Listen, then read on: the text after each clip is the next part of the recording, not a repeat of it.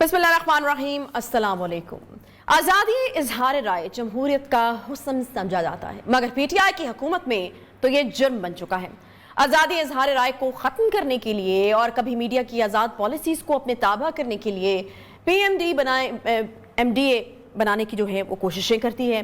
कभी हम देखते हैं कि पीका जैसे ऑर्डिनेंस जो हैं, तमाम तर तरकीबों का मकसद क्या होता है जी? ये कि इलेक्ट्रॉनिक और प्रिंट मीडिया को अपने कंट्रोल में करना।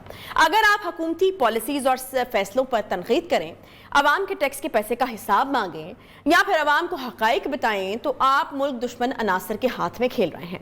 आप गद्दार जो हैं वो करार दे दिए जाएंगे। मौज दर फौज इमरान खान के वज़ीर और मुशीर आपको गलियों में, चौराहों में मुल्क का दुश्मन साबित करने पर जुट जाएंगे। गुज़श्ता हुकूमत की जानिब से मीडिया को जब भी इश्तिहार दिए जाते हैं तो पीटीआई रहनुमाओं की जानिब से कहा जाता था जी कि ये इश्तिहार किसी के बाप कमाल है जो मनपसंद चैनल्स और अखबारात को दिए जाते हैं। और अब पीटीआई की हुकूमत में इसी अवाम के टैक्स के पैसे को मीडिया में अपनी पार्टी की तशहीर के लिए और वज़ीर-ए-आज़म इमरान खान को कौमी हीरो साबित करने के लिए जो है वो मनपसंद चैनल्स और अखबारात को दिया जा रहा है।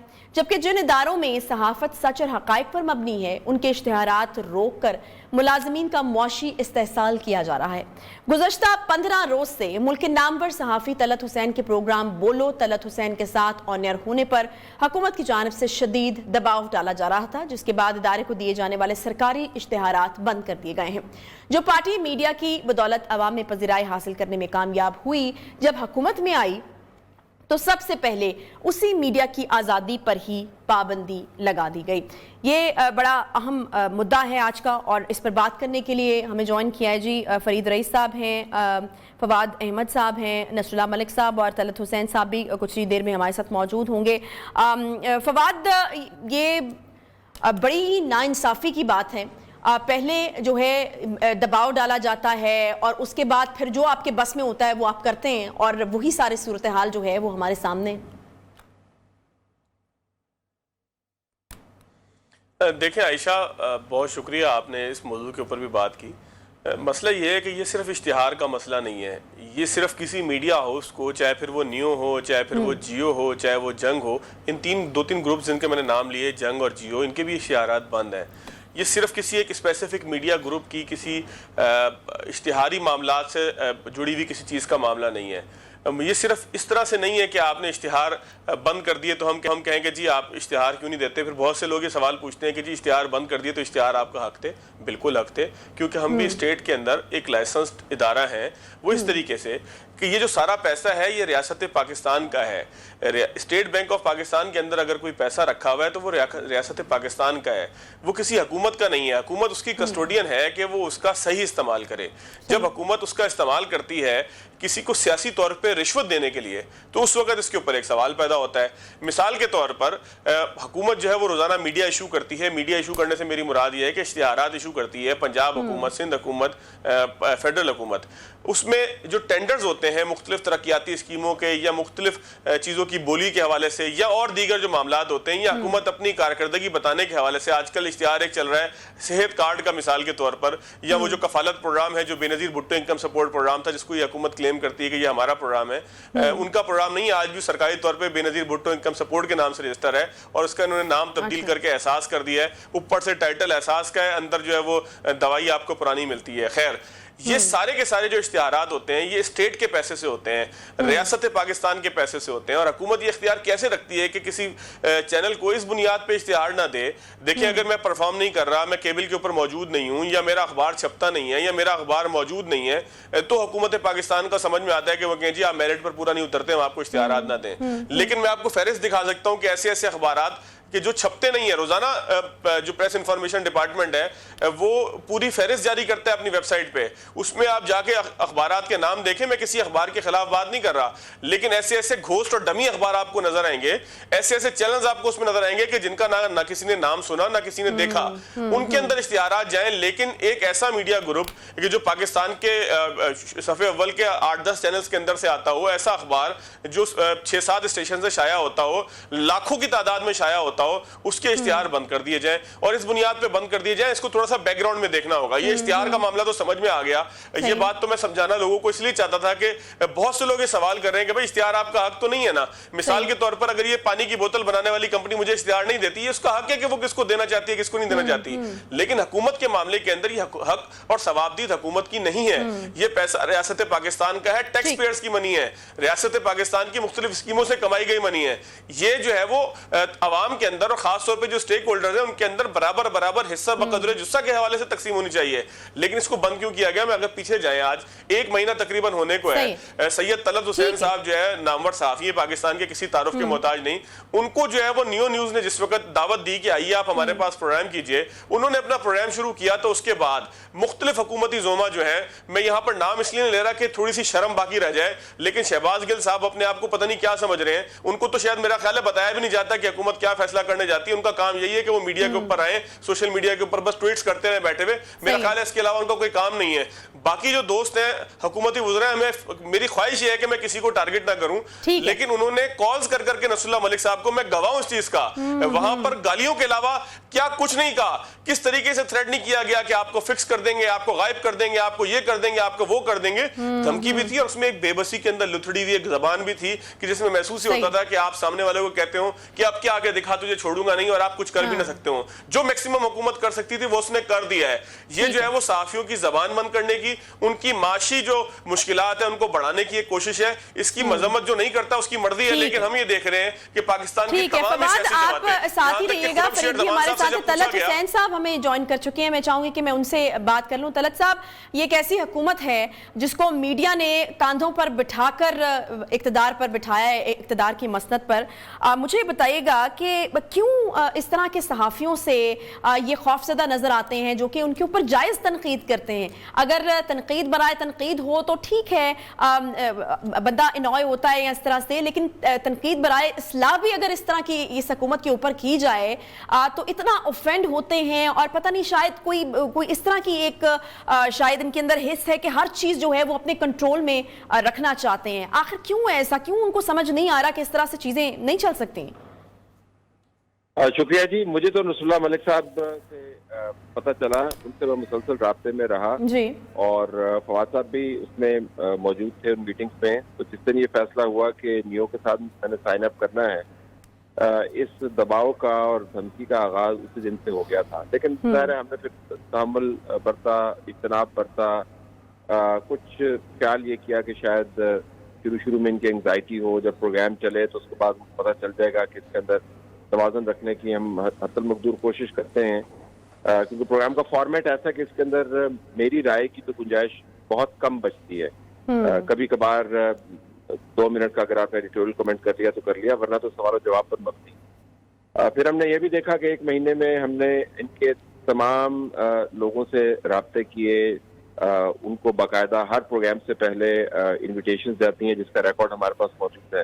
کبھی ایسا نہیں ہوا کہ ہم نے کوئی پروگرام ترتیب دیا ہو اور یہ سمجھ کے ترتیب دیا ہو کہ اس میں پی ٹی آئی کا نمائندہ نہیں ہونا چاہیے, حکومت کا نمائندہ نہیں ہونا چاہیے. صحیح. ہم نے ہمیشہ ان کو دعوت دی, اور ان کا جو انکار ہے اور انکار کے ساتھ جو وہ زبان استعمال کرتے ہیں وہ بھی ریکارڈ کا حصہ ہے, وہ بھی ہمارے پاس موجود ہے. تو بہرحال انہوں نے اس میں نہیں آنا پسند کیا. تو پروگرام کا اگر آپ فارمیٹ دیکھیں یا جتنے بھی پروگرام ابھی تک ہوئے تو اس کے اندر سے تو آپ کو بہت کم ایسی کوئی گنجائش ملے گی جس پر آپ انگلی اٹھا سکے گی یہاں پر آپ کو ٹلٹ نظر آیا.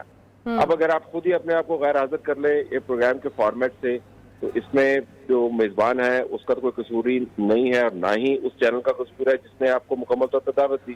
تو ایک تو اگر آپ اس پروگرام کے زاویے سے دیکھیں, اور ابھی تک جو کانٹینٹ نیو پر ایئر ہوا ہے میرے نام کے ساتھ, اس میں آپ کو کسی قسم کا جھول میری نظر میں صحافیانہ نظر نہیں آئے گا. دوسری بات کہ اب یہ آپ نے پوچھا کہ کیوں کر رہے ہیں, ویسے ہم نے کیوں کا جواب تو سب کو بہت اچھے طریقے سے مل گیا. آپ نے کہا کہ میڈیا نے ان کو کندھوں پر بٹھا کر لے کے آئے تھے, تو میڈیا میں بہت سارے لوگ جن کو کندھوں پر بٹھا کے لے کے آئے تھے ہم بھگت بھی رہے ہیں. نیو ظاہر ان میں نہیں ہے, لیکن میں دوسرے چینلز کی بات کر رہا ہوں. تو ان کی عادت جو ہے ایک قسم کی بگڑ گئی ہے کہ ان کا خیال ہے کہ بے لگام زبان استعمال کر کے اور لغویات بول کر اور گندی زبان استعمال کر کے آپ دوسرے کو بیک فٹ پر ڈال سکتے ہیں. اور اس کے لیے انہوں نے خاص قسم کے کردار رکھے ہوئے ہیں، ایسے کردار جن کا جو خود بے کردار ہیں ان کو رکھا ہوا، ان کا کام ہی یہی ہے۔ تو اگر آپ ان کو کسی اور جگہ پر کسی اور پارٹی کے حوالے سے لگا دے اسی کام پر، تو وہ کام کرنا شروع کر دیں گے، کیونکہ وہ بنیادی طور پر تو وہ کرائے کے لوگ ہیں، وہ کرائے پر آئے ہوئے ہیں۔ اب ان کے توسط آپ ایک خاص قسم کا بیانیہ بلڈ کر رہے ہیں کہ جیسے ایک پروگرام کے ذریعے ایک چینل جو ہے اس کے اندر ٹلٹ آ گیا ہے، تو میرے خیال میں اس کی کوئی کریڈیبلٹی ہے نہیں۔ ان کو سیاسی مسائل ہیں بہت بڑے بڑے، ان کی پارٹی کے اندر جو بہت بڑا دھماکہ ہوا ہے جس کا نیو سے کوئی تعلق نہیں ہے، میرے پروگرام سے کوئی تعلق نہیں ہے، آپ کی ٹرانسمیشن سے کوئی تعلق نہیں ہے، اس نے ان کو ہلا کے رکھ دیا ہے۔ ان کے اتحادین کے بارے میں کیا زبان استعمال کرتے ہیں وہ بھی آپ کے سامنے ہے۔ پرویز بھائی صاحب کہ آپ انٹرویوز اٹھا کے دیکھ لیں، ایم کیو ایم کی باتیں آپ سن لیں، ان کے مشرق مغرب شرقن غربن جہاں سے ان کا ممبر قومی اسمبلی یا پروونشل اسمبلی اٹھا کے دیکھیں وہ ان کے بارے میں کیا باتیں کرتے ہیں، علیم صاحب ان کے بارے میں کیا باتیں کرتے ہیں۔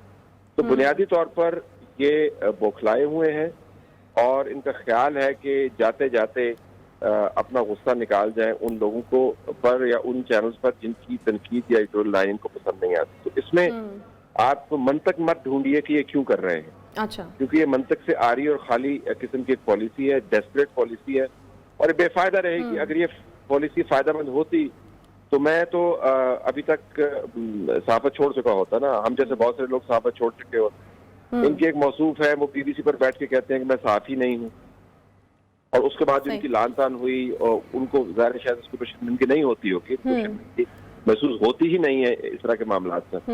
تو جب یہ اتنے ڈینائل میں ہوں تو پھر ظاہر ہے یہ اسی قسم کی ڈیسپریٹ حرکتیں کریں گے۔ تو مجھے تو کوئی خاص قسم کا نا اس میں آپ کو سمجھے کوئی حیرانی نظر نہیں آئی کہ یہ لوگ یہ کام کیوں کر رہے ہیں۔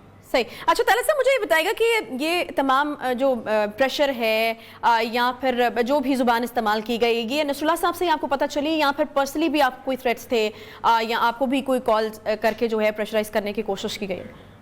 الحمدللہ مجھے تو ذاتی طور پر کوئی فون کرنے کی ضرورت نہیں کرتا۔ وہ ان کو سمجھ آتی ہے کہ وہ چینل کے مالکان سے کیوں بات کرتے ہیں یا نصر اللہ صاحب جو ہیں جن کے پاس انتظامی پوسٹ ان کے ساتھ بات کیوں کرتے ہیں، کیونکہ بنیادی طور پر وہ یہ تصور پیدا کرنا چاہتے ہیں کہ ایک پروگرام اور ایک اینکر یا ایک صحافی کی وجہ سے ہم بہت سارے لوگوں کے رزق جو ہیں ان کو خطرے میں ڈال سکتے ہیں۔ تو ظاہر ہے جو انتظامی طور پر چیزوں کو دیکھ رہا ہوتا ہے اس کے لیے ذمہ داری صرف ایک پروگرام کی تو نہیں ہے، یا مالک اگر چینل کو دیکھ رہا ہے تو اس کے لیے ایک پروگرام کی ذمہ داری تو نہیں ہے۔ تو ان کا خیال ہے کہ جب آپ ان لوگوں سے بات کرتے ہیں جن کے انٹرسٹ یا ذمہ داریاں نسبتاً زیادہ ہیں تو اس کا زیادہ اثر ہوتا ہے۔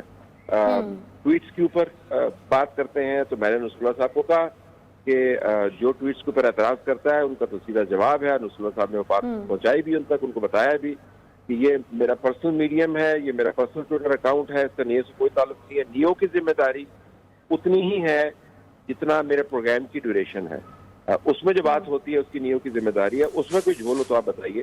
تو میرے خیال میں میرے ساتھ تو ایسا کوئی رابطہ نہیں ہے، لیکن میں اس کا آپ سمجھے کہ عینی شاہد ہی ہوں۔ نصر اللہ صاحب نے میرے سامنے بیٹھے ہوئے یہ باتیں بتائیں، کانورسیشنز ہوئیں، اور اس سے میں پتہ چلا کہ لوگوں کے نام موجود ہیں، میٹنگز کس وقت ہوئی، کہاں پر ہوئی، اس کے اندر کیا کہا گیا وہ موجود ہیں، اسلام آباد کے اندر ہوا، لاہور کے اندر ہوا، تو یہ تو ڈاکومنٹڈ ہے جی سارا۔ صحیح ہے، صحیح، یعنی یہ کسی وقت بھی جو ہے وہ پیش کیا جا سکتا ہے، کیونکہ شہباز گل صاحب جو ہے ٹویٹر پہ یہ کہتے ہوئے نظر آ رہے ہیں کہ جی جس کا بھی جو بھی ہے اس کا نام سامنے لے کر آئیں، اس کا نام بتائیں اور بتائیں کہ کون آپ کو دھمکا رہا ہے، کس قسم کی دھمکیاں دی جا رہی ہے۔ تو اس کا مطلب ہے طلعت صاحب ہم سب کچھ جو ہے وہ دکھا سکتے ہیں یا بتا سکتے ہیں، آن ریکارڈ ہے۔ ہمیں دیکھیں صحافت میں بھی ہمیں اس بات کی احتیاط کرنی چاہیے کہ آپ جہالت کا جواب نہیں دے سکتے۔ صحافت کا کام ہے اعداد و شمار کے ساتھ بات کرنا اور انسائٹ کے ساتھ بات کرنا۔ جو جاہل لوگ ہیں ان کے ساتھ الجھنا مقصود بالکل نہیں ہے۔ تو کوئی کیا آل فال بول رہا ہے اور اپنے کردار اور اپنے خاندانی پس منظر کے بارے میں وہ کیا بات کر رہا ہے، جن کے چہروں پر لکھا ہوا ہے کہ وہ کون لوگ ہیں، ان کی باتوں کی جواب تو میرے خیال میں ہمیں دینا ہی نہیں چاہیے، لیکن اگر کبھی ضرورت پڑی تو کافی ڈاکومنٹڈ ہے، وہ سامنے بھی لایا جا سکتا ہے۔ ٹھیک ہے، بہت شکریہ طلعت صاحب۔ فرید رئیس صاحب ہمارے ساتھ موجود ہیں، فواد احمد۔ ایک کوئکلی مجھے چھوٹا سا بریک لینا ہے، بریک کے بعد واپس آؤں گی تو مجھے فرید سے بھی ان کا ویو لینا ہے اس ساری صورتحال کے حوالے سے۔ بریک کے بعد واپس آتے، ساتھ رہیے۔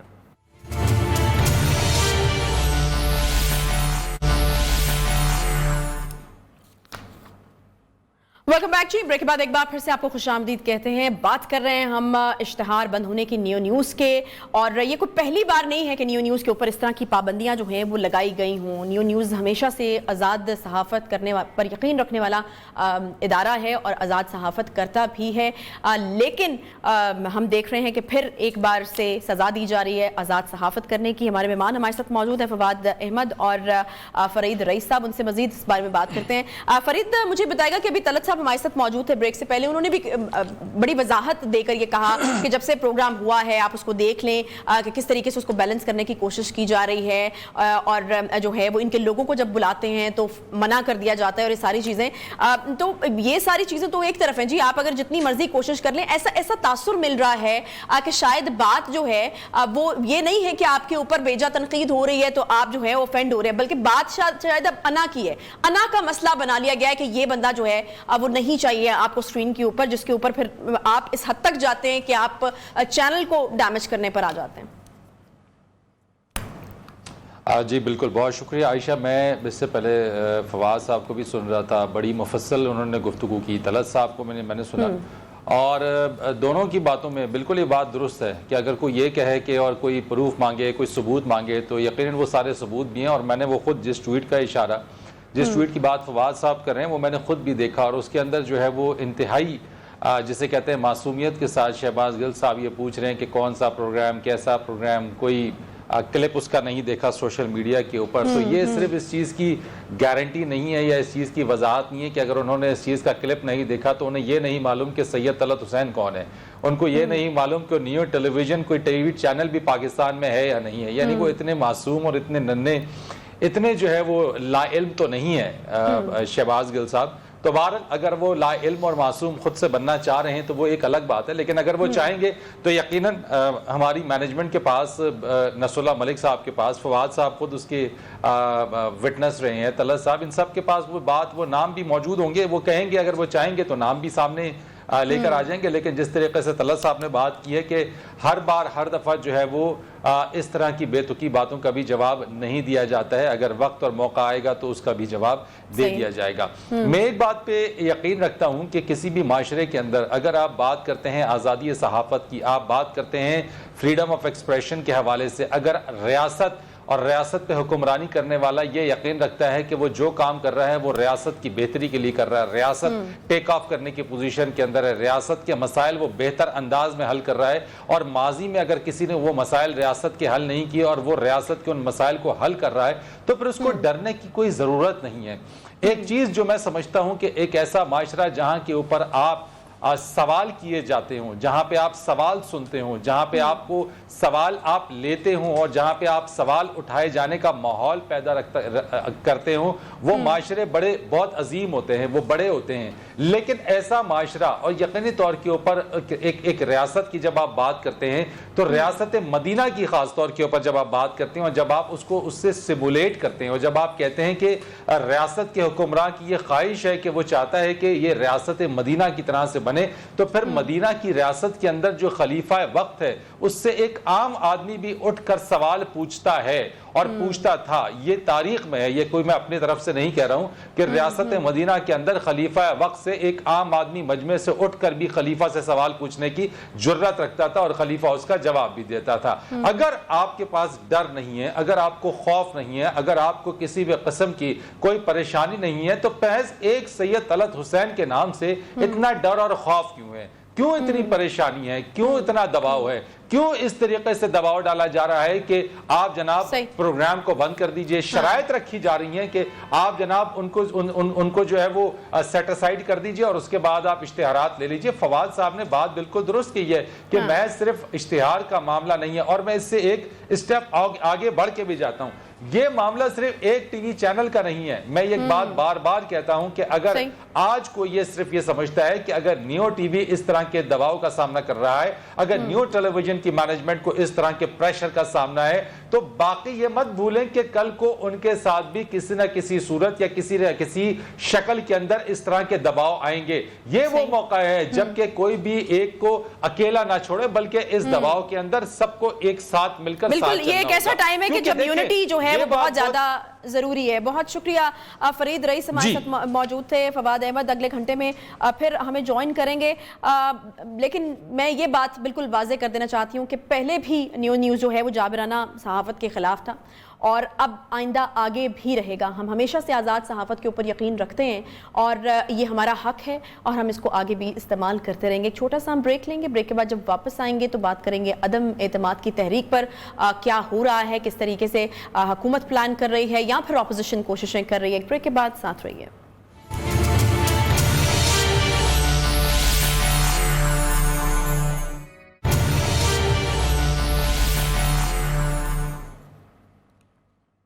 ویلکم بیک جی. بریک کے بعد ایک بار پھر سے آپ کو خوش آمدید کہتے ہیں. تحریک عدم اعتماد ہم دیکھ رہے ہیں کہ حکومت اور اپوزیشن جو ہے وہ دونوں کے لیے امتحان بن چکی ہے. منحرف اراکین کے خلاف کارروائی کی غرض سے سپریم کورٹ میں درج ریفرنس پر آج سپریم کورٹ نے لارجر بینچ بنانے اور 24 مارچ کو ہیئرنگ کا جو فیصلہ ہے وہ کر لیا ہے. تحریک عدم اعتماد کے دن تصادم کو روکنے کے لیے سپریم کورٹ بار کی درخواست پر سنوائی ہوئی تو اٹارنی جنرل خالد جاوید خان نے عدالت کو یقین دلوایا کہ تحریک عدم اعتماد جو ہے اس کے دن اراکین اسمبلی کو باحفاظت جو ہے وہ اسمبلی پہنچایا جائے گا, کوئی رکاوٹ نہیں ڈالی جائے گی. اٹارنی جنرل خالد جاوید نے عدالت میں کہا کہ اراکین اسمبلی کو اسمبلی پہنچنے میں رکاوٹ پیدا کرنے پر انہوں نے وزیر اعظم سے بھی اس مسئلے کے اوپر بات کی ہے, اور انہوں نے کہا کہ وہ حلفاً کہتا ہوں کہ اجلاس کے دن کسی کو بھی اسمبلی آتے وقت ہجوم سے نہیں گزرنا پڑے گا. لیکن اب ایسا لگ رہا ہے کہ یہ جنگ سیاسی سے زیادہ جو ہے وہ قانونی بنتی جا رہی ہے. ایک طرف حکومت منحرف اراکین کو عدالت سے تشریح کروا کر ڈرانا چاہتی ہے, تو دوسری طرف اپوزیشن کی طرف اجلاس بلانے کی درخواست کے باوجود اسپیکر کی جانب سے 14 روز کے اندر اجلاس بلانے کی کال نہیں دی گئی. انہی معاملات کو بھانپتے ہوئے chief justice Pakistan justice Umar Ata Bandial نے سماعت میں ریمارکس دیے ہیں کہ یہ سارا قومی اسمبلی کا اندرونی معاملہ ہے, لہٰذا یہ بہتر ہوگا کہ اسمبلی کی جنگ اسمبلی کے اندر ہی لڑی جائے. اب یہ جنگ کس جانب کس کے حق میں جا رہی ہے, اسی پر ہم بات کریں گے, اور بات یہ بھی کریں گے کہ وزیر اعظم عمران خان کی انڈیا کی خارجہ پالیسی پر جو انہوں نے بیان دیا اور انڈیا کو داد دی, اس کے پیچھے کیا کہانی ہے, اور اگر انڈیا کتنی اچھی ہے اور ہماری اچھی نہیں ہے تو پھر اس کا جواب بھی یقیناً خان صاحب سے یا ان کے جو وزیر خارجہ ہیں شاہ محمود قریشی صاحب ان سے مانگنا تو بنتا ہے. ہمارے ساتھ فواد احمد صاحب موجود ہیں, اینکر پرسن صحافی تجزیہ کار. فواد, یہ تمام صورتحال آپ کے سامنے, ایسا لگ رہا ہے کہ اب حکومت جو ہے شاید ایک تشریح کرا کر عدالت سے منحرف اراکین کو جو ہے وہ ڈرانا چاہتی ہے, تو کیا سمجھتے ہیں آپ کو کس حد تک جو ہے وہ کامیاب ہوں گے اس میں؟ دیکھیں جی, یہ تو کوشش حکومت کی ہے. آج بابر اعوان صاحب جب کورٹ سے نکلے تو وہ مختلف توجیحات پیش کر رہے تھے. فواد چودھری صاحب نے اس کا جواب بھی دیا کہ یہ تو ہماری اپنی انٹرپریٹیشن ہے. کسی نے کہا کہ جی آپ نے انٹرپریٹیشن اگر کر دی ہے کہ یہ ایسے نہیں ہے, ایسے نہیں ہے, ایسے نہیں ہے, تو پھر کورٹ جانے کی کیا ضرورت تھی؟ اگر آپ کو سب کچھ پتہ ہی ہے تو پھر صدارتی ریفرنس کی کیا ضرورت تھی؟ تو فواد چودھری صاحب نے کہا کہ نہیں, یہ ہماری اپنی انٹرپریٹیشن ہے. یہ جو ویڈیو اس وقت درمیان میں چل رہی ہے, یہ تھوڑی دیر پہلے کی پریس کانفرنس ہے جو کورٹ کے باہر سے انہوں نے کی. تو بابر اعوان صاحب نے تو اس کے اندر یہ ثابت کر دیا کہ 63 لاگو ہو گیا, ارکان بس اب فارغ ہو گئے. اچھا, اگر وہ فارغ ہونے کا 63 لاگو ہو بھی جاتا ہے تو اس کا بھی ایک پروسیجر ہے. میں نے پلڈاٹ کے بلال محبوب صاحب سے جب بات کی تو انہوں نے کہا کہ جی جب آپ نے قانون توڑنے کا فیصلہ کر لیں تو پھر تو آپ کچھ بھی کر سکتے ہیں, چاہے پھر آپ جو ہے وہ اسپیکر صاحب اجلاس نہ بلا کر قانون توڑیں, یا پھر جو ہے وہ کوئی کسی کو قتل کر دے. تو قانون توڑنا تو قتل بھی ہے, قانون توڑنا تو جو ہے وہ اجلاس نہ بلا کر جو ہے وہ ارکان اسمبلی کو ان کے حق رائے دہی سے محروم رکھنا ہے. بہرحال جو آپ نے بات کی کورٹ والی, تو یہ انٹرپریٹیشن ہے. اچھا, اس میں اب ہے کیا کہ سپریم کورٹ بار ایسوسی ایشن کی ایک درخواست ہے, وہ درخواست اور پھر صدر پاکستان کا ریفرنس, ان دونوں کی سماعت یکجا کر کے ہو رہی ہے. اور صدر پاکستان نے جو ہے وہ 63A کے حوالے سے 3-4 سوالات اٹھائے ہیں جس میں انہوں نے پوچھا ہے کہ جی ان ارکان کو کیا تاحیات نااہل نہیں ہو جانا چاہیے. اپنی رائے بھی دی انہوں نے, اور 3 سوالات کے اوپر جو ہے وہ سپریم کورٹ سے تشریح بھی مانگی ہے. اچھا, سپریم کورٹ نے آج اس بات کی وضاحت کی ہے کہ جب صدر پاکستان کوئی ریفرنس ان کے پاس بھیجتے ہیں, کسی چیز کی کوئی تشریح کے لیے ان کے پاس کچھ بھیجتے ہیں, تو کورٹ کے لیے لازم ہے کہ اس کے اوپر نیگیٹو یا پازیٹو, اس کے حق میں یا اس کے مخالفت میں جواب دے. اور کوर्ٹ ظاہر ہے کہ اس کی تشریح کے اوپر پھر کرے گا معاملات کرے گا. لیکن اب ایک سوال یہ ہے کہ اگر کورٹ مثال کے طور پر یہ کہہ دیتا ہے, ویسے تو پاسبل نہیں ہے, پاکستان کے جتنے بھی قانونی ماہرین ہیں, غیر جانبدار قانونی ماہرین ہیں, کورٹ اور اسمبلیوں کے حوالے سے جو قانون سازی ہوتی ہے یا آئین کی تشریح کے معاملات جو ہیں, چاہے وہ کتنے بھی کس کا نام لیں, مطلب بہت سارے لوگ ہیں, چاہے وہ خود سپریم کورٹ بار ایسوسی ایشن کے پریزیڈنٹ احسن بون صاحب ہوں, سبھی یہ بات کر رہے ہیں کہ 63A کی وہ تشریح نہیں ہے جب تک کہ ایک ایکٹ نہیں ہوتا. دیکھیں دل و کال تو اللہ کو جانتا ہے. میں اگر یہ کہہ دوں کہ جی میں جو ہے وہ یہ کام کرنے جا رہا ہوں, جب تک میں وہ کام کروں گا نہیں اس وقت تک جرم ہوگا نہیں. تو جب تک جرم ہوتا نہیں ہے اس وقت تک ایک تو اس کے اوپر لاگو نہیں ہو سکتا. دوسری چیز جو آج کورٹ کے اندر بحث کے اندر آئی کہ وہ ڈی چوک پہ کورٹ نے کہا کہ کوئی ایسی چیز نہیں ہونی چاہیے کہ جس کے نتیجے میں کوئی فساد ہو یا کوئی کسی کو اس کے حق کے رائے دہی سے روکے یا ارکان اسمبلی کے راستے میں کوئی رکاوٹ پیدا کی جائے. یہ ظاہر ہے کہ فاسٹ ٹریک پروسیڈنگز ہوں گی اور یہ اس طریقے سے کیسز جو سالہ سال تاریخ پہ تاریخ جاتی ہے یہ اس طریقے سے نہیں ہوگا, اور جتنا جلدی ہو سکے گا کورٹ اس کے اوپر فیصلہ کر لے گا. لیکن کورٹ اس فیصلے کو بائی پاس نہیں کرے گا. اس طریقہ کار کو بائی پاس کیسے کر سکتا ہے کہ جو ہے وہ جو آئین کے اندر پہلے یہ الیکشن کمیشن کے قانون کے مطابق ہے کہ ایک رکن اسمبلی کو فارغ کرنے کے لیے کیا کیا پروسیجر ہے, اگر طے بھی ہو جاتا ہے کہ جو رکن جو ہے وہ رائے پارٹی پالیسی کے خلاف دینا چاہتا ہے اس کو فارغ کیا جاتا ہے, تو بھی یہ جو ہے وہ جرم ہونے کے بعد ہی ہوگا. اور اگر کہہ بھی دیتا ہے یعنی وہی والی چیز ہے نا فواد, وہی والی چیز ہے کہ قتل کے ارادے پہ 302 نہیں ہو سکتی, قتل ہوگا تو ہی پھر 302 کی دفعہ جو ہے وہ لگ سکے گی. سلمان سرور صاحب ہمارے ساتھ موجود ہیں, ماہر قانون ہیں, ان سے بھی ان کی رائے لے لیتے ہیں. سلمان سرور صاحب یہ تو بالکل جو ہے وہ بڑی آبویس بات ہے, جیسے کہ فواد نے بھی کہا کہ بڑے بڑے جو قانونی ماہر ہیں ان کی یہی رائے ہے کہ اس طریقے سے جو ہے اس کی امپلیمنٹیشن نہیں ہو سکتی. ایک تو آپ کی رائے ہم اس پر جانا چاہیں گے, اور دوسرا یہ کہ اسپیکر اگر 14 دن کے اندر اجلاس نہیں بلاتے ہیں تو پھر قانون میں اس کی کیا گنجائش موجود ہے, کیا کوئی ایسی گنجائش موجود ہے کہ اسپیکر اپنے تئیں اس کو ڈیلے بھی جو ہے وہ کر سکتا ہے, یا پھر وہ آئین کی خلاف ورزی کے زمرے میں ہی آئے گا؟ میں جو صاحب یہ پہلے جو آپ کے یہاں پہ کوئی آپ انٹرپریٹیشن کر رہے ہیں میں ان سے اتفاق نہیں کروں گا. فواد صاحب ہیں, میرے خیال میں یہ جو اس کی لیجسلیٹو انٹینٹ ہے 63A کی, یہ پریونٹیو ہے. یہ جو آج کل ڈیبیٹ چل رہی ہے کہ جرم کے بعد اس کا اطلاق ہوگا, یہ بالکل غلط بات ہے. یہ پریونٹیو لیجسلیشن ہوگی. یہاں پہ جب آپ اس کو روکیں گے, اس کی انٹینٹ یہی ہے. 63A کو جو 18th امینڈمنٹ کے بعد کانسٹیٹیوشن میں انسرٹ کیا گیا, اس سے پہلے ہارس ٹریڈنگ ہوا کرتی تھی, اس کو روکنے کے لیے یہ 63A آیا کانسٹیٹیوشن میں.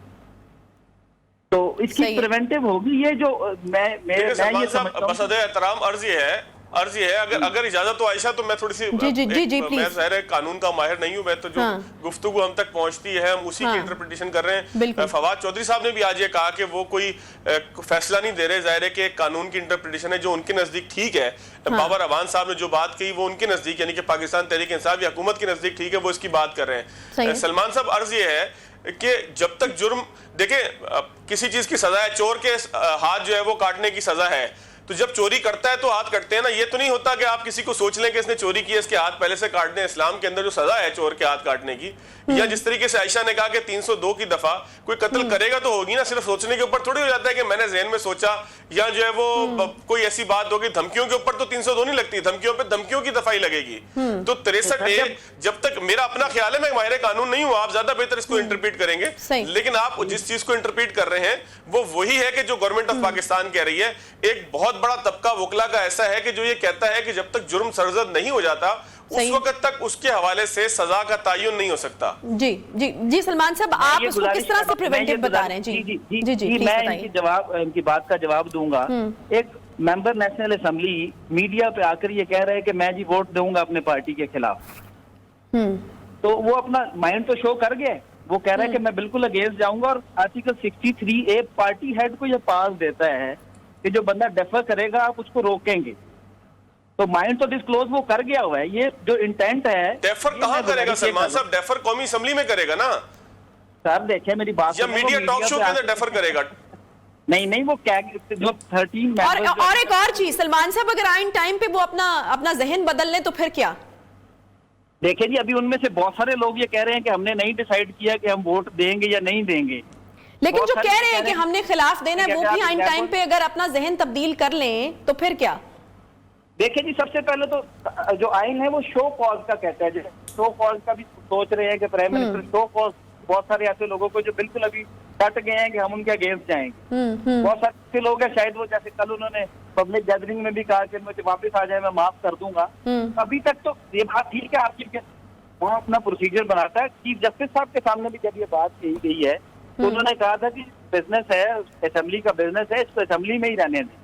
लेकिन इसकी जो मैंने जनाब के सामने गुजारिश की है कि लेजिस्लेटिव इंटेंट जो है वो प्रिवेंटिव ही है। ये जो बन रही है ना कि जुर्म के बाद चलेगा, इससे इत्तेफाक। ठीक है, आपकी अपनी राय है, फवाद की अपनी राय, और यकीनन जो लीगल माइंड्स हैं मुख्तलिफ, उनकी अपनी। जी बताइए। 14 दिन वाली मैं वही सवाल पूछने लगी थी कि 14 दिन में अगर स्पीकर इजलास नहीं बुलाता तो उसकी कितनी गुंजाइश है? एक आर्टिकल है जी 254, अच्छा, जो डील करता है टाइम से रिलेटेड। अच्छा, तो उसमें ये क्लियर लिखा हुआ है कि अगर कोई टाइम थोड़ा आगे पीछे भी हो जाएगा तो वो एक्ट इनवैलिड नहीं हो। ठीक है, यानी गुंजाइश आप ये कह रहे हैं कि मौजूद है। 254 आर्टिकल है, अगर मुझे आप इजाजत दें तो मैं पढ़ भी देता हूं। जी, वैलिड नहीं करता है। वो कह रहे हैं कि अगर कोई टाइम और किसी चीज के लिए दिया हुआ है कॉन्स्टिट्यूशन में, टाइम पे वो नहीं हुआ तो उससे आप वो इनवैलिडिटी नहीं होगी, वो कर सकते हैं आप। और वो आइन की खिलाफ वर्जी के जुमरे में भी नहीं आता? बिल्कुल नहीं आएगा, जब आइन का आर्टिकल 254 कह रहे हैं। सही है, ठीक है। ये भी एक ऐसी इंटरप्रिटेशन है आयशा जिससे इख्तिलाफ किया जा सकता है। देखें 14वें दिन ही जाके इजलास बुलाना था जब ओआईसी था। अगर देखें ये करारदाद आज तो पास नहीं हुई थी कि ओआईसी का इजलास कौमी असेंबली के हाल में होगा, जनवरी में पास हुई थी। जनवरी को गुजरे अब 3 महीने हो गए। जनवरी के अंदर जो करारदाद पास हुई, 8 मार्च को जो है वो एप्लीकेशन दी गई। मैं अगर कहें तो जी सलमान साहब, बस आपने बता दिया काफी है मेरा ख्याल है। समझ गए हम क्या 254 जो है वो ये सहूलत देता है कि आप जब तक चाहें डेफर कर लें। जी बिल्कुल यही है, वो कह रहे हैं कि अगर कोई टाइम। लेकिन सलमान साहब ये भी बता दीजिएगा कुछ कंडीशन भी होगी ना, कोई कंडीशन भी साथ लगी होगी कि 254 आर्टिकल जो है वो किस वक्त इंप्लीमेंट होगा। क्योंकि फिर ये लिखने की जरूरत ही नहीं थी ना कि स्पीकर 14 दिन के अंदर बुलाना है उसको, ये 14 दिन की ड्यूरेशन लिखने की जरूरत नहीं थी। ये होगा कि फवाद साहब ये 14 दिन वाली बात भी 95 में तो कहीं नहीं लिखी हुई, रूल्स ऑफ बिजनेस में भी कहीं नहीं लिखी हुई, तो ये 14 डेज वाली बात कहाँ से आई है? वैसे ये भी मैं अगर मैं क्वेश्चन करूं, वहाँ पे तो 3 डेज कानून साज आप ही बता सकते हैं। हमें तो यही मालूम है कि जिस वक्त 25% किसी असेंबली का उसके स्पीकर के पास रिक्विजिशन इजलास की जमा करवा दे, ये सिर्फ मैं नहीं कह रहा, ये मैं तो पार्लियामेंटेरियन नहीं हूं ना मैं कानूनदान हूं। हमें तो वही बात पता है जो आप लोग बताते हैं। अच्छा, आप लोग किस तरीके से बताते हैं कि आप लोग मुख्तलिफ जगहों पे उसकी मैं बिलाल महबूब साहब की बात कर देता हूं, वो तो वकील भी हैं और पिलडाट के सरबराह हैं। जाहिर है कि जो लेजिस्लेशन के हवाले से कौमी असेंबली की है, मैं उनकी बात कोट कर देता हूं। चले नैयत बुखारी साहब की मैं कोट नहीं करता, वो भी हमारे साथ थे एक प्रोग्राम में, चूंकि वो पाकिस्तान पीपल्स पार्टी के भी हैं। फारूक अजनैक की बात भी नहीं करता, दोनों कानूनदान है लेकिन पीपल्स पार्टी से मुताल्लिक मैं उनकी बात नहीं करता। बिलाल महबूब साहब का ये कहना था कि स्पीकर को पाबंद करता है आईने पाकिस्तान, रूल ऑफ बिजनेस पाबंद करते हैं कि वो 25% अरकान असेंबली अगर दरखास्त जमा करवा दें तो फिर उसको 14 दिन के अंदर अंदर इजलास बुलाना होगा। ये पाबंद है। इसी तरीके से जो तहरीक अदम एतमाद है वो पेश होने के 3 दिन के बाद और 7 दिन से पहले ये जो है वो उसके ऊपर वोटिंग करवाना होगी। ये तमाम बातें वो हैं जो उन्होंने मुझे बताई हैं। मैं वर्डिंग पढ़ देता हूँ जनाब, के तो क्लियर हो जाएगा। आर्टिकल 254 कहता है failure to comply with the requirement at time does not render an act invalid. वो कह रहा है कि when any act being required by the constitution to be done with in a particular period and it is not done with in that period, the doing of the act thing shall not be invalid or otherwise ineffective by reasons only that it was not done within that period. कि 254 है जी, बहुत clear है constitution of Islamic Republic Pakistan. तो चले आप ये तो मान रहे हैं ना कि कोई 14 दिन का पीरियड था, आपने खुद ही कहा कि स्पेसिफिक पीरियड जो है वो अगर मौजूद है तो इसका मतलब स्पेसिफिक पीरियड की तो आप बात कर ही रहे हैं। आर्टिकल 54 में है 14 डेज का। ठीक है, 54 अगर देखेंगे ना जी, वो और बेसिकली ये हम इंटरलिंक्ड है सारे आर्टिकल्स जो है ना, इनको अगर इनको देखेंगे तो 254 पे आएगी जब ये बात पीरियड से रिलेटेड होगी। हाँ, चले ये तो फिर वो एक कानूनी बहस हो जाती है और कानून में उसकी क्या गुंजाइश निकलती है। पॉइंट वही है कि 14 दिन का पीरियड जहां पर भी लिखा हुआ है वो लिखने की जरूरत क्यों पेश आई, अगर उसकी कोई गुंजाइश भी आगे मौजूद है। और यकीनन अगर आगे कोई गुंजाइश मौजूद है तो फिर वो किसी वजह से हो सकती है कि ये वजूहात हों, तो फिर शायद इसको जो है वो आगे डिले किया जा सकता है या आगे बढ़ाया जा सकता है। एक छोटे से क्विकली हम ब्रेक ले लेते हैं, ब्रेक के बाद वापस आते हैं साथ में।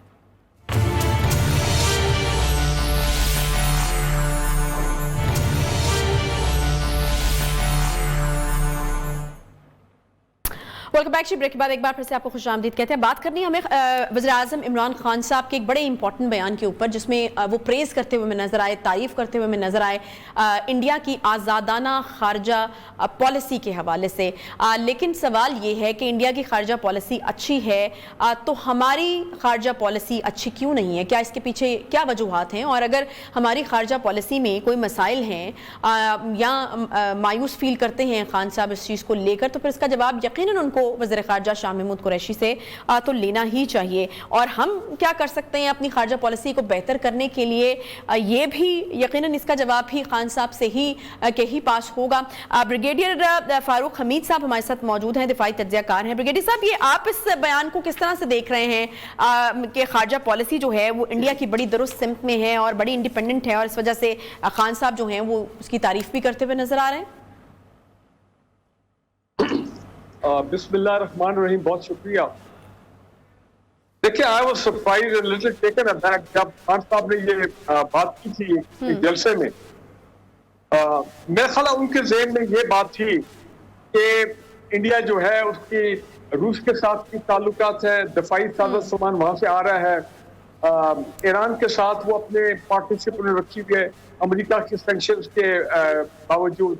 चीन के साथ इंडिया की एक $100 बिलियन की ट्रेड है डिस्पाइट चीन और अमेरिका के ताल्लुकात, और इंडिया और अमेरिका की तो वैसी स्ट्रेटेजिक डिफेंस पार्टनरशिप है। लेकिन मैं ये समझता हूँ कि पाकिस्तान में एक सेंसिटिविटी है कि इंडिया हमारा दुश्मन मुमालिक है और पाकिस्तानी अवाम इंडिया के बारे में कोई ऐसी बातचीत सुनना नहीं चाहते, चाहे जो भी उसके मेरिट्स हों। मेरा ख्याल है कि प्राइम मिनिस्टर इमरान खान को सोचना चाहिए कि बेशक उनकी बात में कोई वजन है, ये लॉजिक है, लेकिन पाकिस्तानी अवाम की जो नेशनलिस्टिक एक सोच है, एक स्पिरिट है, ये उसके मुनाफी है और उनको गुरेज करना चाहिए इस किस्म की गुफ्तगू करने की, क्योंकि does not go well with the people of Pakistan. सही। आप देखें, नवाज शरीफ साहब के दौर में उन्होंने प्राइम मिनिस्टर मोदी को प्राइवेट फंक्शन के लिए राइवेट बुलाया था 5 साल पहले, अगर आपको याद हो। सही है। आज तक पाकिस्तान के अवाम वो चीज भूले नहीं है, क्योंकि मोदी को हम एंटी पाकिस्तान, एंटी मुसलमान, एंटी इंडियन ऑक्यूपाइड कश्मीर वगैरह तमाम चीजें समझते हैं। हाँ। तो इमरान खान को भी सोचना चाहिए कि जहां एक तरफ वो इंडिया की इतनी बैशिंग करते हैं, प्राइम मिनिस्टर मोदी की इतनी बैशिंग करते हैं, तो फिर उनको इस तरह की तारीफ करना मेरा ख्याल है वो उस लिहाज से मुनासिब नहीं है। ठीक है, बिल्कुल बात सही है, लेकिन इसका एक और पहलू भी है। मैं फवाद के पास जाना चाहूंगी, उनको भी शामिल गुफ्तगू करना चाहूंगी। फवाद, इसका एक और पहलू भी है। आप इंडिया की फॉरेन पॉलिसी की तारीफ करते हैं, ठीक है, ये रशिया के हवाले से ये बयान था जी कि रशिया के ऊपर सैंक्शंस के बावजूद ताल्लुकात जो हैं वो इंडिया ने कायम किए हुए हैं। फिर इंडिया की, जैसा कि अभी ब्रिगेडियर साहब ने कहा कि उनकी तो चीन के साथ भी जो है वो ट्रेड है और अच्छी खासी बड़ी तादाद में ये ट्रेड जो है वो होती है। तो जब पाकिस्तान में पिछली गवर्नमेंट इस हवाले से बात किया करती थी तो मोदी का यार और गद्दार का नारा लगाने वाली भी यही हुकूमत थी, तो ये दोगली पॉलिसी नजर आती है इसमें भी। हमें क्या कहेंगे आप? देखिए आयशा, पाकिस्तान के मारूजी हालात हमेशा से मुख्तलिफ रहे हैं। हम पे जंगें मुसल्लत की गई हैं, हमारे खित्ते के अंदर, हमारे इलाकों के अंदर, हमारे घरों में, हमारे मोहल्लों में, बाजारों में जंग मुसल्लत की गई है, दहशतगर्दी का शिकार हमें बनाया गया है, हमें जो है वो चारों तरफ से माशी मुश्किलात का शिकार बनाया गया है। पाकिस्तान के मारूजी हालात ऐसे नहीं है कि जहाँ पे आप ये किसी ऐसे पोल के ऊपर चढ़ जाएं कि जहां आप कहें कि जी हमारा सब कुछ अच्छा होता। जाहिर है कि हम हमेशा जंगों में रहे हैं, कॉन्फ्लिक्ट में रहे हैं। हमारे लिए खारजा पॉलिसी को इस तरीके से चलाना मुमकिन नहीं है कि आप किसी और मुल्क की बात करें, और खास तौर पर आप हिंदुस्तान का हवाला दें, आप भूटान का हवाला दे दें भाई, आप नेपाल का हवाला दे दें, आप मालदीव का हवाला दे दें। 500 ममालिक दुनिया में ऐसे होंगे कि जो ट्रेड भी करते होंगे और किसी न किसी कॉन्फ्लिक्ट के बगैर दोनों साइडों से जो है वो रशिया से भी और अमेरिका से, दोनों जो पोल हैं दुनिया के, उनसे ताल्लुकात रखते हों। लेकिन हिंदुस्तान का जब आप एक मिसाल देते हैं तो लोगों के दिल के ऊपर दुख, इस तकलीफ इसलिए होता है कि ये वही हिंदुस्तान है कि जो पाकिस्तान को अक़वाम मुत्तहिदा में कामयाब होने से रोकने की کی کوشش کرتا ہے, پاکستان کے خلاف, کشمیریوں کے خلاف دنیا بھر میں سفارتکاری کرتا ہے, تو اس کا مطلب کل کو آپ یہ ایکسیپٹ کریں گے کہ جی ہم سفارتکاری میں ناکام ہو گئے اور ہندوستان جو ہے وہ کشمیریوں کے اوپر ظلم کرنے کے اندر جو ہے وہ کامیاب ہو گیا, ان کے خلاف سفارتکاری میں کامیاب ہو گیا. تو یہ بڑے سوچ سمجھ کے ادا کرنے والے الفاظ ہیں. یہ میں یا کوئی اور ادا کر دے اور ذاتی محفل میں کر دے تو بات سمجھ میں آتی ہے کہ نادانی کے اندر کر گیا, لیکن ایک اسٹیٹ کا جو ہیڈ ہے, سربراہ ہے, وہ اس طریقے کی بات کرے تو دل میں ایک تکلیف ہوتی ہے. میں اس موقع کے اوپر خان صاحب کے اوپر کوئی بیشنگ کا جو ہے وہ ایک طوفان نہیں کھڑا کرنا چاہتا, لیکن ہمیں افسوس ہوا, دلی طور پہ افسوس ہوا, جس کے انڈیا ہمارا دشمن ہے, مطلب اس میں کوئی شک ہے, انڈیا کی کسی چیز کو ہم کیسے جو ہے وہ ہم بہت اچھا قرار دے سکتے ہیں. انڈیا کے اندر کیا کچھ نہیں ہو رہا, ہمارے پاس وہ بات کم کرنے کے لیے کم موضوعات ہیں, اور خاص طور پر ایسے موقع کے اوپر کہ جب ہندوستان جو ہے وہ ایک منافقانہ پالیسی کے اوپر کاربند ہو, کہ وہ جو ہے وہ یزید سے بھی مراسم رکھے اور حسین سے بھی جو تعلقات رکھے. یہ تعلقات ایک مسلمان کی حیثیت سے منافقانہ پالیسی ہم نہیں رکھ سکتے. تو یہ بات بالکل واضح ہے کہ جو بریگیڈیئر صاحب نے جس طرح سے بات کی کہ ہندوستان کے معاملے میں ہم ایک سینسیٹیو قسم کی نیشن ہے, اور ہندوستان کے ساتھ تعلقات رکھنا یا اس کے ساتھ جو ہے وہ کوئی ٹریڈ کرنا یا کسی اور کے ساتھ کوئی ٹریڈ کرنا وہ ایک بالکل الگ بات ہے. لیکن جب ہندوستان کشمیر میں ظلم کر رہا ہو, جب ہندوستان افغانستان کے اوپر جو ہے وہ افغانستان کے ذریعے جو ہے وہ ہم پہ جنگ مسلط کرنے کی کوشش کر رہا ہو, دہشت گردی کرواتا ہو, جب بلوچستان کے اندر وہ غلط کام کروا رہا ہو, ہندوستان کے ثبوت نہیں ملے کہ پاکستان میں ہونے والے دھماکوں کے اندر ہندوستان شامل ہے, تو آپ کیسے اس کی خارجہ پالیسی یا کسی چیز کی تعریف کر سکتے ہیں؟ آپ بھوٹان کی کر دیں بھائی, نیپال کی کر دیں, مالدیپ کی کر دیں, کسی اور جگہ کی جا کے کر دیں, خدا کا واسطہ ہندوستان کی تعریف ہمارے سامنے نہ کریں. ہمارے زخموں کے اوپر نمک چھڑکنے والی بات ہے. ہمارے ہاں کھیلوں کو نقصان پہنچانے میں ہندوستان کی اسی پالیسی کا یقیناً ایک بڑا اہم کردار ہے, اور جہاں پر بھی موقع ملتا ہے ہندوستان کی طرف سے پاکستان کا ایک ایسا چہرہ دکھانے کی کوشش کی جاتی ہے جو کہ نیگیٹو چہرہ ہے, اور اسی خارجہ پالیسی کو جو ہے وہ خان صاحب یہ بیان کرتے ہیں کہ وہ بڑی زبردست قسم کی اور درست سمت میں جاتی خارجہ پالیسی ہے. بریگیڈیئر صاحب, ایک اور اہم بیان ہے, اس پہ میں آپ سے سوال کرنا چاہوں گی. بی جے پی کے سینئر رہنما اور جموں کشمیر کے سابق نائب وزیر اعلیٰ کویندر گپتا نے یہ کہا ہے کہ مسلم اکثریتی ممالک پاکستان کے مقابلے بھارت کی زیادہ حمایت کرتے ہیں, اور پاکستان کو اس کا اعتراف کرنا چاہیے کہ بھارت ایک خود کفیل ملک ہے. وہ اعتراف تو خیر خان صاحب نے کر ہی لیا ہے. مجھے یہ بتائیے گا کہ ہمارے ہاں OIC ہو رہی ہے, کتنا ضروری ہے کہ ہم اس کانفرنس سے کوئی ایک ایسا آؤٹ پٹ آئے, کچھ اس طرح کا جوائنٹ سٹیٹمنٹ آئے کہ ہم اس طرح کے جو بیانات ہیں ان کے تاثر کو زائل کر سکیں؟ دیکھیں, گورنمنٹ تو یہ کہہ رہی ہے کہ بڑی 100 ریزولوشن ہیں جو کہ پیش کی جا رہی ہیں, اور اس میں بہت زبردست قسم کا جوائنٹ کمیونکے نکلے گا. لیکن اگر وہ جوائنٹ ریزولوشن جو آتی ہیں اگر اس میں کشمیر کا ذکر نہیں ہے اور صرف وہ فلسطین افغانستان تک محدود رہ جاتی ہیں تو ہماری بہت بڑی ناکامی ہوگی.